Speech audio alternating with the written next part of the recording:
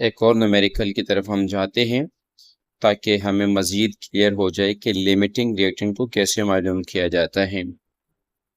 आइए सबसे पहले डेटा बनाते हैं स्टूडेंट्स। इस न्यूमेरिकल के अंदर वो फरमाता है कि 10 मोल्स ऑफ हाइड्रोजन, यानी यहाँ पर हमें मोल्स दिए हुए हैं, moles of hydrogen which is 10, यानी नंबर ऑफ मोल्स जो हमारे पास है, number of moles of hydrogen वो 10 है। और इस तरीके से number of moles of oxygen जो मुझे दिया है स्टूडेंट्स वो 7 है, 7 मोल्स है, यानी ये 7 और ये 10 है हमारे पास। वो रिएक्टेड टू प्रोड्यूस H2O, दोनों आपस में रिएक्शन करते हैं और H2O प्रोड्यूस करता है। Which one of the reactant is the limiting reactant, दोनों में यानी हाइड्रोजन और ऑक्सीजन में लिमिटिंग रिएक्टेंट कौन सा है? लिमिटिंग रिएक्टेंट मालूम करें। आइए स्टूडेंट्स इसको सॉल्व करते हैं। याद रहे स्टूडेंट्स के हमने पिछले लेक्चर के अंदर भी यही समझाया था कि जब हम लिमिटिंग रिएक्टेंट मालूम करते हैं तो हमारे पास सबसे पहला जो स्टेप होता है, स्टेप नंबर 1, वो हमारे पास होता है बैलेंस केमिकल इक्वेशन। और यहाँ पर मेरे पास बैलेंस केमिकल इक्वेशन क्या है? वो कह रहे हैं कि हाइड्रोजन यानी वो ऑक्सीजन के साथ रिएक्शन करके और 2H2O बनाएगा। ये बैलेंस के फॉर्म में है, इसलिए 2 कोफिशिएंट यहाँ पर 1 कोफिशिएंट और यहाँ पे 2 आपको नजर आ रहा है। नंबर सेकेंड स्टेप जो हमारे पास है स्टूडेंट, स्टेप नंबर 02, उसमें हम मोल कंपैरिजन करते हैं। वैसे पिछले लेक्चर के अंदर हमने ये कहा था कि जो मासेस दिए हुए हैं उनको मोल में कन्वर्ट करते हैं, लेकिन यहाँ पर सवाल में इन टर्म ऑफ मोल्स ही हमें वैल्यूज दी हुई है तो कन्वर्जन की जरूरत नहीं है। तो हम देखते हैं नंबर 1 के मोल comparison of H2 and H2O, इनका कंपैरिजन करेंगे स्टूडेंट्स हम। अब यहाँ पर हम यूज करेंगे अपने बैलेंस केमिकल इक्वेशन को। सो मैं लिखता हूं कि फ्रॉम बैलेंस्ड केमिकल इक्वेशन, और उससे मुझे नजर आ रहा है स्टूडेंट्स के मेरे पास 2 मोल्स ऑफ हाइड्रोजन से 2 मोल्स वाटर प्रोड्यूस हो रहे हैं। So I can write 2 moles of H2 gives 2 moles of H2O. So unitary method लगा रहे हैं तो 1 mole of H2 gives 1 mole of water students। यहाँ पर चूंकि डेटा के अंदर अगर हम देखते हैं तो स्टूडेंट्स ये हमें दिया हुआ है 10 मोल्स। सो यानी 10 मोल से कितना प्रोड्यूस होगा? 10 1 is the 10, so 10 moles of hydrogen gives 10 1 is the 10 moles of water। तो ये हमारे दूसरे स्टेप का पहला हिस्सा हो गया स्टूडेंट्स। और अब हम जाएंगे सेकंड पार्ट की तरफ। वो भी हमारे पास है mole comparison of oxygen and H2O। So students वही बात है कि हम बैलेंस केमिकल इक्वेशन को यूज करेंगे और from balance chemical equation, from balanced chemical equation अगर हम बात करते हैं तो हमारे पास 1 mole of O2 gives 2 moles of water। Students यहाँ 1 मोल यानी ये 1 है और यहाँ ये 2 मोल प्रोड्यूस कर रहा है हमारे पास, इसलिए मैंने ये लिखा। अब चूंकि हमें दिया हुआ है डेटा के अंदर कि इनके 7 मोल्स है तो 7 1 is the 7 moles of oxygen gives to multiply by 7 moles of H2O. So students, 7 moles of O2 gives 14 moles of H2O. So students, यहाँ हमने देखा कि 10 मोल से हमें 10 मोल मिल रहे हैं H2O के, और यहाँ 7 से हमें मिल रहे 14 मोल्स। इसका मतलब ये हुआ स्टूडेंट्स कि 10 मोल हमें लीस्ट अमाउंट ऑफ प्रोडक्ट दे रहा है। सो बस हाइड्रोजन हमारे पास क्या है, लिमिटिंग रिएक्टेंट में। 10 hydrogen is the limiting reactant। तो ये इस तरीके से हमारे पास ये सवाल सॉल्व होते हैं। याद रहे, जो कम से कम आपको प्रोडक्ट देगा वो लिमिटिंग रिएक्टेंट होगा। ये 14 ज्यादा नंबर ऑफ मोल्स है, ये 10 कम नंबर ऑफ मोल्स है।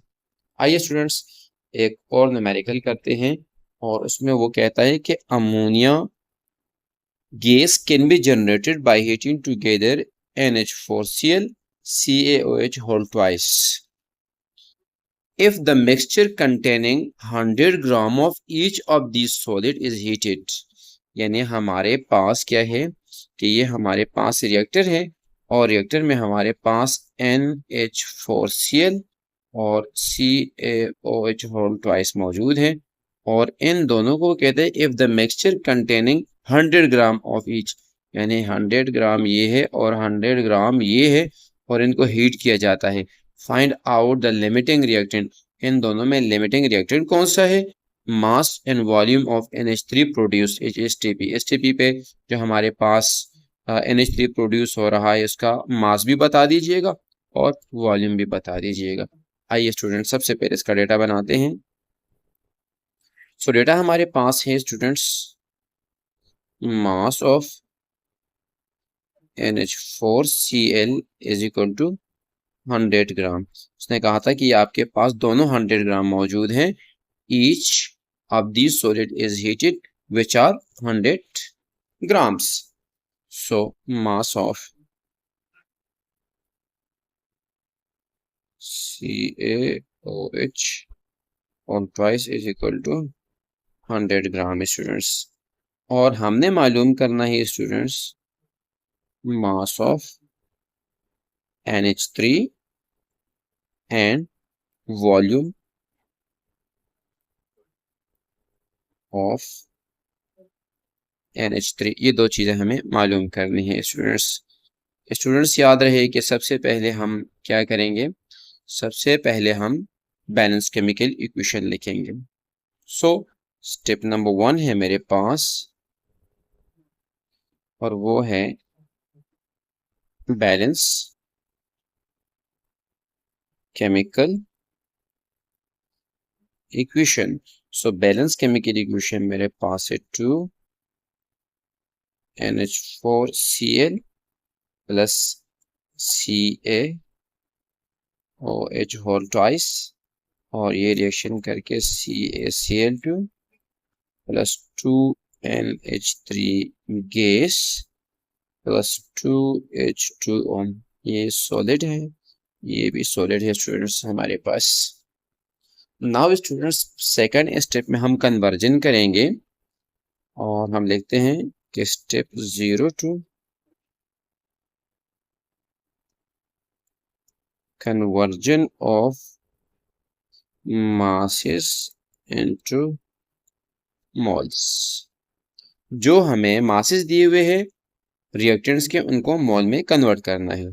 सो मैं लिखता हूं number of moles of NH4Cl is equal to, और NH4 का मास मुझे दिया है 100, और मोलर मास मेरे पास है 53.5, यानी इसका मोलर मास जब मालूम करेंगे तो 53.5 है। दोनों की कैंसलेशन की तरफ लेके जाएंगे। So I will get 1.87 moles of NH4Cl।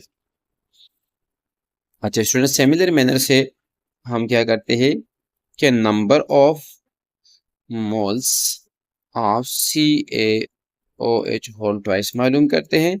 मास उसका भी 100 है, लेकिन मोर देन मास 74 है। दोनों को कैंसिल करेंगे, ये मेरे पास आ जाएगा 1.35 moles of CaOH whole twice students. So next हमारे पास जो स्टेप आता है स्टूडेंट्स, वो हमारे पास है स्टेप नंबर 3, और उसमें पहला पार्ट है mole comparison of NH4Cl and NH3। सबसे पहले बात हम इसकी करेंगे, तो यहाँ पर स्टूडेंट बैलेंस केमिकल इक्वेशन को जरूर ब जरूर यूज करेंगे। तो बैलेंस केमिकल इक्वेशन के मुताबिक 2 मोल्स गिव अस 2 मोल्स, यानी 2 मोल NH4Cl से 2 मोल हमारे पास अमोनिया बन रहा है। सो मैं लिख सकता हूं कि 2 moles of NH4Cl gives 2 moles of NH3. So students, 1 mole of NH4Cl gives 1 mole of NH3, और हमारे पास कितने मोल्स हैं? 1.87 मोल्स। 1.87 मोल जो दिया हुआ मास था उससे हमने नंबर ऑफ मोल्स कैलकुलेट किए स्टूडेंट्स। सो स्टूडेंट्स 1.87 को दोनों साइड से मल्टीप्लाई करता हूं, moles of NH4Cl gives 1.87 moles of NH3। इसके दूसरे हिस्से की तरफ जाते हैं कंपैरिजन में, वो भी मेरे पास है मोल कंपैरिजन ऑफ, और मेरे पास सेकंड जो रिएक्टेंट है CaOH होल ट्वाइस, और प्रोडक्ट्स मेरे पास यहाँ पर तस्करा हम करेंगे NH3 का जो हमारा टारगेटेड प्रोडक्ट है। सो स्टूडेंट्स आइए देखते हैं, from the balance chemical equation मेरे पास है 1 mole of CaOH whole twice gives 2 moles of NH3। So students यहाँ अगर हम देखते हैं तो मेरे पास 1.35 है, यानी बैलेंस केमिकल इक्वेशन से 1 mole of CaOH whole twice 2 moles हमें प्रोड्यूस करके दे रहा है। तो मैंने लिखा कि 1 2 के बराबर है, और 1.35 moles of CaOH whole twice, student, this will give us 2 multiply by 1.35 moles of NH3, यानी 1.3 को दोनों साइड से हमने मल्टीप्लाई किया स्टूडेंट्स। सो स्टूडेंट्स हमारे पास जो इसका आंसर आएगा आफ्टर मल्टीप्लीकेशन, वो आएगा मेरे पास 1.35 मल्टीप्लाई बाई 2.7, यानी इसका मतलब ये हुआ कि 1.35 moles of CaOH whole twice gives 2.7 moles of NH3। बस इसका मतलब ये हुआ स्टूडेंट्स, जो हमें लीस्ट मोल दे रहा है वो मेरे पास ये है। सो मैं लिख सकता हूं कि NH4Cl जो मेरे पास है वो लिमिटिंग रिएक्टेंट है।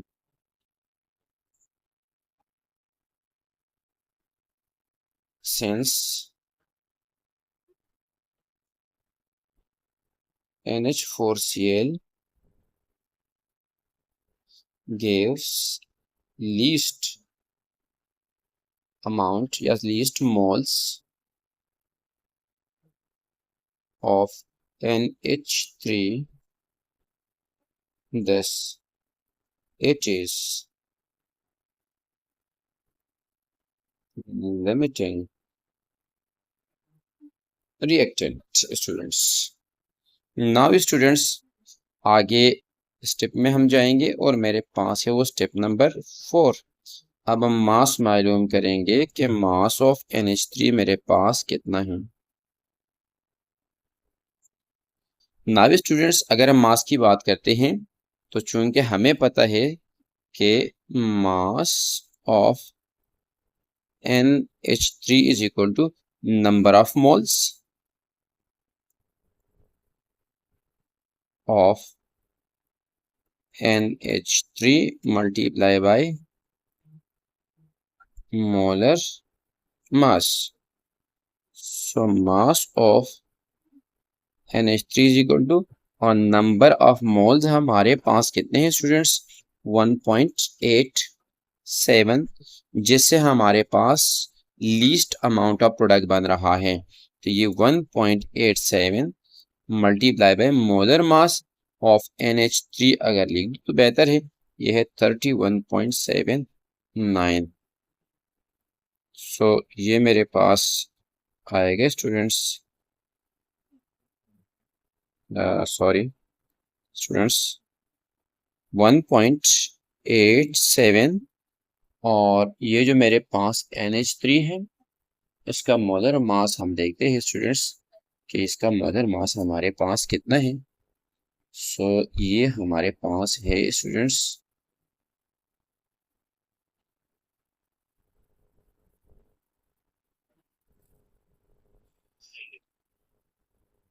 जस्ट अवाइल मैं कैलकुलेट करता हूँ स्टूडेंट्स।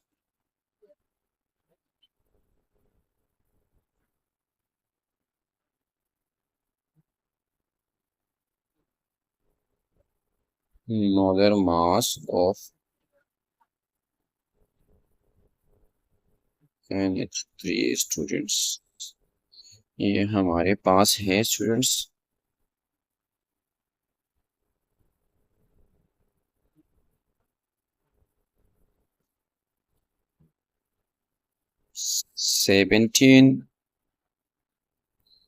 17 पॉइंट समथिंग है स्टूडेंट्स।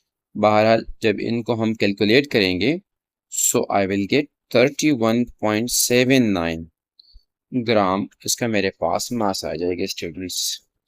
और स्टूडेंट्स स्टेप नंबर 5 की तरफ हम जाते हैं, और स्टेप नंबर 5 हमारे पास है volume of NH3 at STP standard temperature and pressure. Since students हमें पता है कि जब STP का केस हो तो 1 मोल ऑफ एनी गैस, यहाँ चूंकि NH3 गैस की बात हो रही है, इसका वॉल्यूम बराबर होता है 22.4 dm³ का। सो हमारे पास जो नंबर ऑफ मोल्स है वो 1.87 मोल्स ऑफ NH3 गैस है। So I will write 22.4 multiply by 1.87 dm³, and plus after calculation multiplication I will get 41.88 dm³ students. So इस तरीके से हम वॉल्यूम भी मालूम कर सकते हैं, मास भी मालूम कर सकते हैं और लिमिटिंग रिएक्टेंट भी मालूम कर सकते हैं। Thank you for watching my videos.